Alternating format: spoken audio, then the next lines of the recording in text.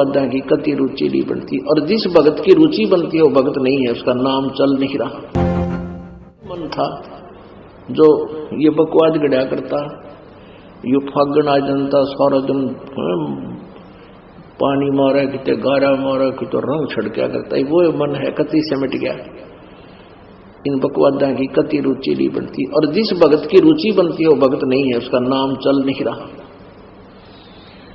एक तो ये होता है कि तो अभी सटाट की है भक्ति, उसकी तो बात अलग है, बालक है, अभी उसको धोखा भी लग सकता है। लेकिन जो 2-2 वर्ष 3-3 वर्ष 4-4 वर्ष 5 वर्ष के हो गए, और वो फिर भी इन काल के ड्रामाबाजी में सहयोग हिस्सा लेते हैं, कोई मैच देखता है, कोई फिल्म देखता है, या कोई गाने बजाने में हिस्सा लेता है, डांस करता है, उसकी भक्ति सटाट नहीं है। जब इस भक्ति का रंग चढ़ जाएगा, अपने फीका लगेगा सब कुछ, यहाँ का पृथ्वीपति भी बना दे तो भी आपकी इच्छा नहीं बनेगी, तब समझ लेना आपकी सुरती मालिक की तरफ सरक रही है, चल रही है। कहा है कि जो पुण्य आत्मा होती है, हंस होते हैं। हंस का क्या अर्थ है? हंस का अर्थ है जिसने दूध और पानी को अलग अलग कर लिया। एक हंस पक्षी होता है, उस हंस पक्षी के अंदर परमात्मा ने एक ऐसा गुण दिया है कि उसमें 1 गिलास दूध 1 गिलास जल मिलाकर उसके आगे रख दो, वो चोंच डालती उसको अलग अलग कर देगा, दूध ग्रहण कर लेगा, जल न्यू का अनुशेष छोड़ देगा। तो पुण्यात्मा कहते हैं ना, दूध पानी छान ले भाई, यानी अच्छी तरह जांच कर ले। जांच करने के बाद आप इस मार्ग को ग्रहण करें, फिर आप हंस हो गए। आपने दूध पानी छान लिया, अपना प्लस माइनस देख लिया, तो आप इस ज्ञान से परिचित होकर यहाँ लग गए हो, तो आप इस स्थान को छोड़कर नहीं जा सकते, चाहे कुछ भी बात हो, कितना ही आपने कोई वैभव दिखाई दे किसी का।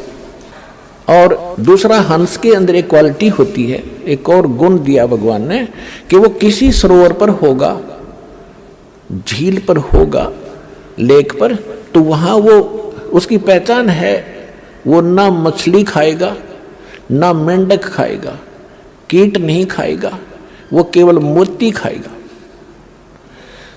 और उसी की शकल का एक होता है बुगला। बुगला मोती नहीं खाएगा, वो ही खाएगा, मच्छी खाएगा, मेंढक खाएगा, कीड़े मकोड़े खाएगा। तो इतना अंतर हो जाएगा आप में और जगत में। जगत क्या खाता है? मांस खाएगा, शराब पीता है, बीड़ी पीता है, और फिर बकवाद करता है, डांस करता है, कि तो सिनेमा देखता है, फिल्म देखता है, बड़ी बड़ी कोठी बना कर अपनी टौर दिखाना चाहता है। तो वो तो समझ लो परमात्मा कहते हैं ये भगत के लक्षण नहीं है। फिर क्या बताया है कि जैसे, और मान लीजिए कोई व्यक्ति भक्ति नहीं करता और वैसे नेक आत्मा है, शराब भी नहीं पीता, मांस भी नहीं खाता, वो तम्बाकू का प्रयोग भी नहीं करता, नेक नीति से रह रहा है, तो भी अपना जीवन नाश कर रहा है। कैसे?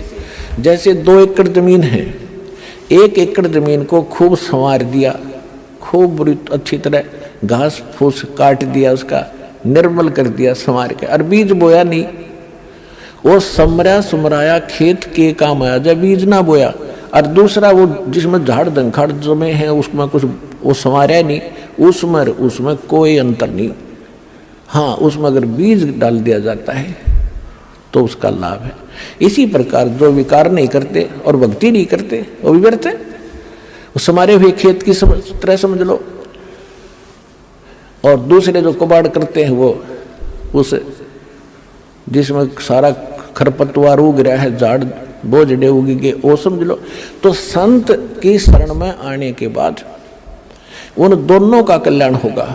अब जैसे किसान है, उसको समरा खेत मिल जाए तो घना खुशी होता है, तुरंत बीज बो देगा, 1-2 बर्बाक है, और वो बंजर भी मिल जाता है तो उसका भी करता है इलाज। वो उसने काट के पीट के खोद के उसके सारे डंगे हटा के फिर बोएगा।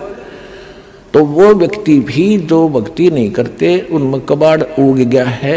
यहाँ आगे तो हमारे पास वो हथियार हैं सत्संग रूपी प्रवचनों के, उनके सारे डंगे काट देंगे। और सतनाम का बीज बो के सफल करेंगे।